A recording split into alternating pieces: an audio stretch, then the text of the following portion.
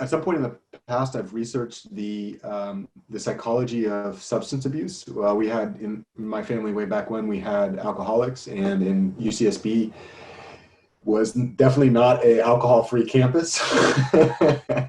And so I had to actually think pretty critically about that when I was judging my own use of alcohol as a college student.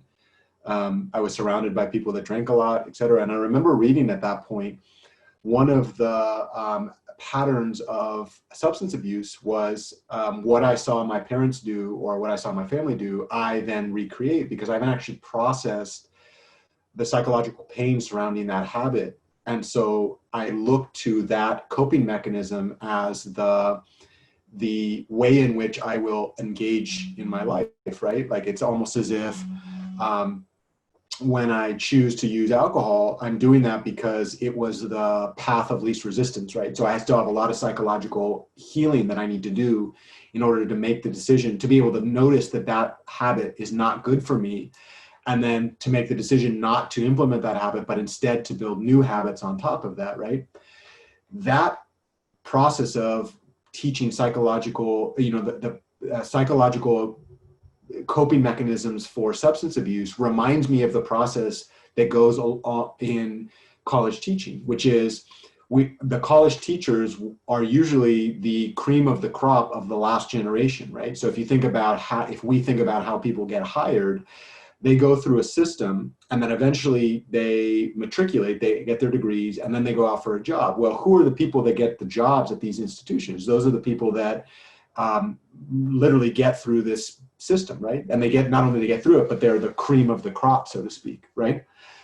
Well, just as a person that survives an alcoholic mother or father gets through and then immediately might fall into the trap of using alcohol to numb the pain of life, so too an academic that gets through this system rises to the top, and then it's their turn to turn. They're going to turn to many of the psychologically damaging teaching practices as a background, because that's what they saw. And the system itself is supported, this reminds me of the larger family dynamic. In the alcoholic's case, this analogy would be the entire family buys alcohol and gives it to them as gifts, right?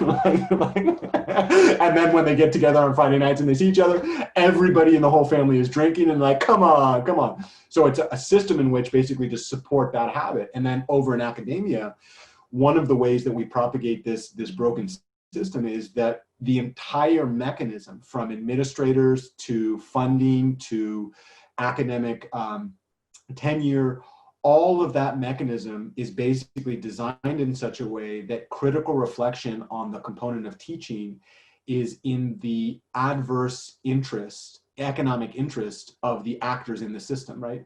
And so it ends up that it is actually most natural for a teacher to recreate that system of abuse, the least useful mechanisms of teaching and learning that they actually experience in their own classes. It's just easier to adopt those and then come up with narratives in their mind why those are useful. And so like that's one thing that comes up for me. And I just,